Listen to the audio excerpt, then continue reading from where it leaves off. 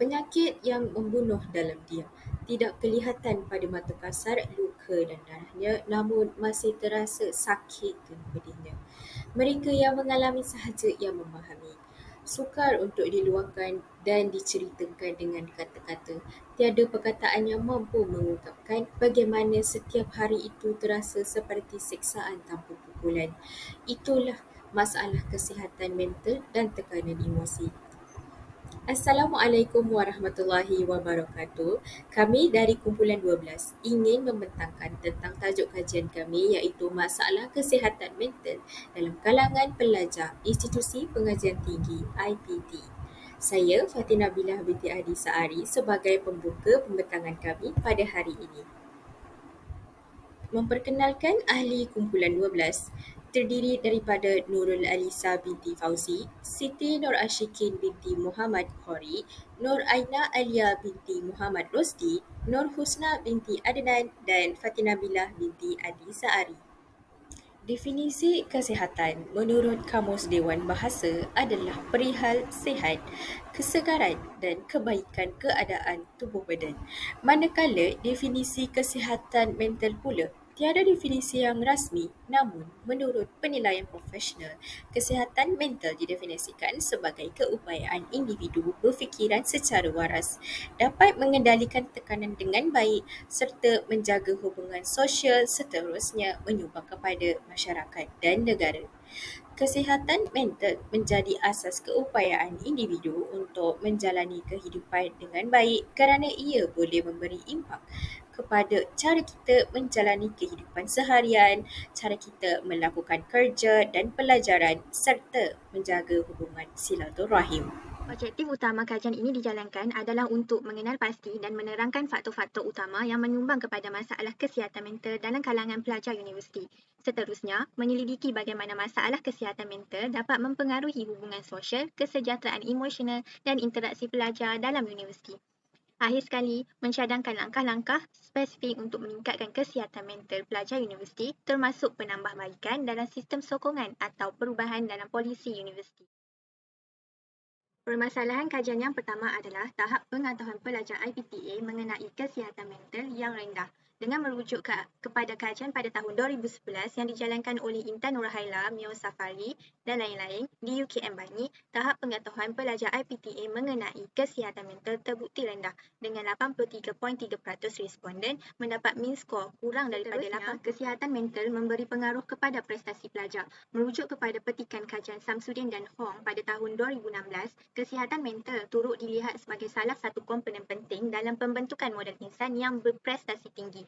Oleh itu, kajian ini mencadangkan pemeriksaan lebih lanjut mengenai hubungan antara tahap kesihatan mental dengan prestasi para pelajar di universiti, seperti yang telah dilakukan oleh mereka di Universiti Utara Malaysia. Masalah kesihatan mental ini menjadi kritikal dalam konteks keluarga dalam pendidikan anak-anak. Dengan rujukan kepada pendapat Rosyad Anwar, masalah psikososial, sosioekonomi, budaya, persekitaran dan harapan tinggi ibu bapa terhadap pencapaian akademik anak-anak turut menyumbang kepada masalah kesihatan mental dalam kaedah kajian yang telah digunakan oleh kami adalah kaedah kepustakaan. Kaedah ini adalah melalui kajian ke atas dokumen dan rekod-rekod yang sedia ada.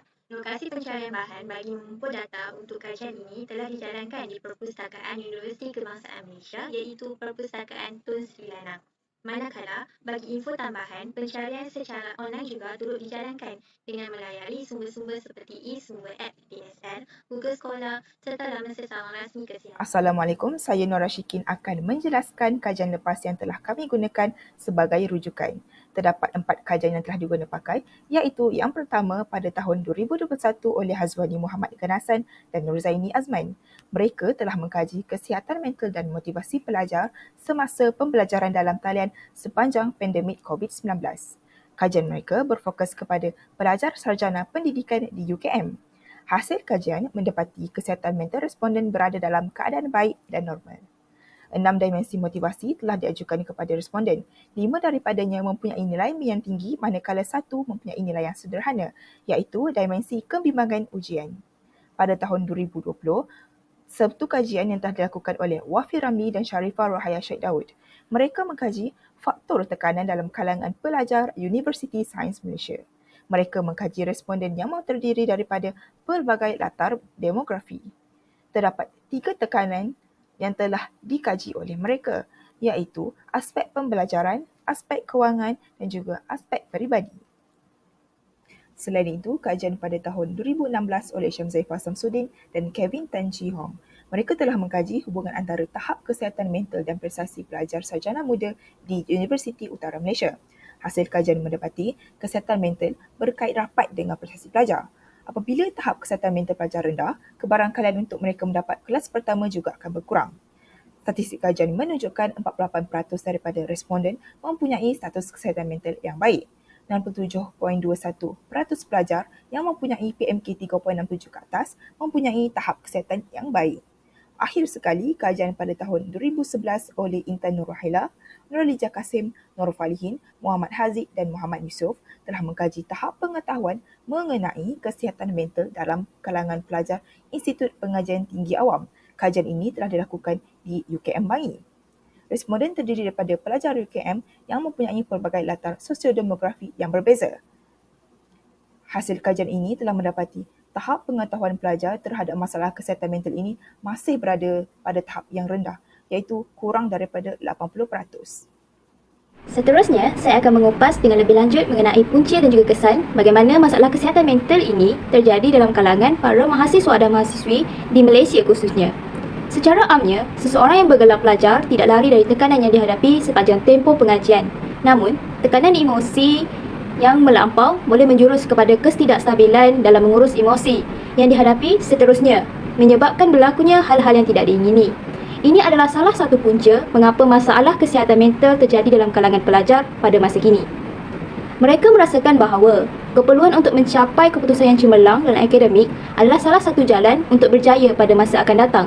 Tanpa mereka sedari bahawa banyak jalan yang boleh dicapai untuk berjaya dalam suatu sektor pekerjaan maupun kehidupan harian.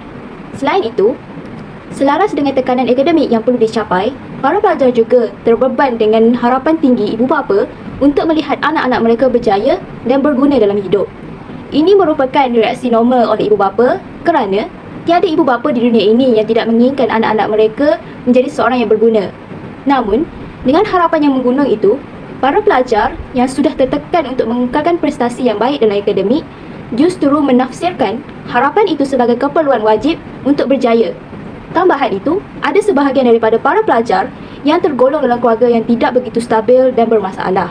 Hal ini juga menjadi salah satu sebab para pelajar menjadi murung dan tertekan kerana permasalahan dalam keluarga berkait rapat dengan emosi dan tingkah laku seseorang itu. Daripada punca-punca yang dinyatakan itu, terdapat implikasi ataupun kesan yang boleh memberi impak kepada kehidupan seseorang yang bergelar pelajar. Antaranya ialah kemurungan, kehilangan minat atau motivasi untuk belajar serta mengakibatkan prestasi pelajaran individu tersebut menjadi teruk. Hal ini demikian terjadi apabila emosi dan tekanan yang dihadapi seseorang itu adalah terlalu melampau atau mencapai kepada tahap yang kritikal. Individu itu akan mula mengasingkan diri daripada dunia luar dan lebih cenderung untuk bersendirian di mana ia dikenali sebagai kemurungan, iaitu salah satu penyakit mental yang kelihatan remeh namun ia memberi impak yang besar kepada individu yang terbabit. Hal ini demikian kerana individu yang mengalami kemurungan akan berada dalam dunia ciptaan mereka sendiri dan mungkin membuat keputusan yang tidak logik di akal seperti tindakan menoreh tangan untuk melepasi tekanan yang dihadapi. Dengan adanya ketidakstabilan emosi ini, para pelajar akan mula kehilangan minat untuk belajar dengan tekun seperti sedia kala dan lebih memilih untuk lari dari kenyataan dunia sebenar. Ini juga menjadikan prestasi akademik mereka menjadi kian menurun dan lama-kelamaan merosot sepanjang tempoh pengajian di universiti, yang juga mengakibatkan kehidupan kelihatan normal bertukar menjadi peperangan antara diri sendiri. Jadi, antara langkah untuk menangani masalah kesihatan mental adalah pihak universiti seharusnya mengadakan program berkaitan kesihatan mental dengan menjemput penceramah bebas untuk memberi taklimat serta mengadakan sesi soal jawab bagi memberi peluang kepada pelajar untuk bertanyakan soalan berkaitan dengan masalah gejala mental.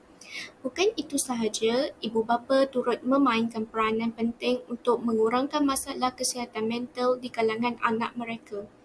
Hal ini kerana ibu bapa lebih cenderung untuk memfokuskan pencapaian dan kecemerlangan akademik anak-anak sahaja.